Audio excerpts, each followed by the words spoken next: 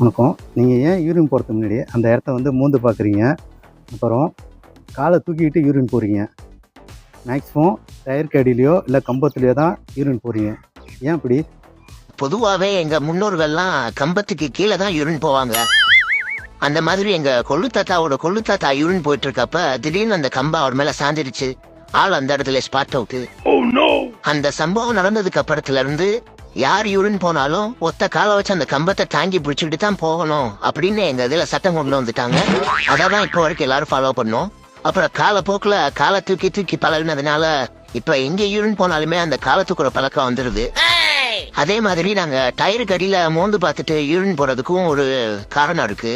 அந்த டயரை மோந்து பாக்குறப்பயே அந்த வண்டி இதுக்கு முன்னாடி எங்க ஆளுல யாரையாவது அடிச்சு தூக்கி இருக்கா அப்படின்றத நாங்க வந்து மோப்பம் முடிச்சு கண்டுபிடிச்சிருவோம். ஒருவேளை அந்த வண்டி எங்க ஆளுல அடிச்சிருக்கு அப்படின்னா மட்டும்தான் அந்த வண்டியில யூரின் இருப்போம். எதுவுமே நடக்காத மாதிரி ரியாக்ஷன் காட்டுற அந்த மூஞ்சி எங்கடா வாங்கின நீ?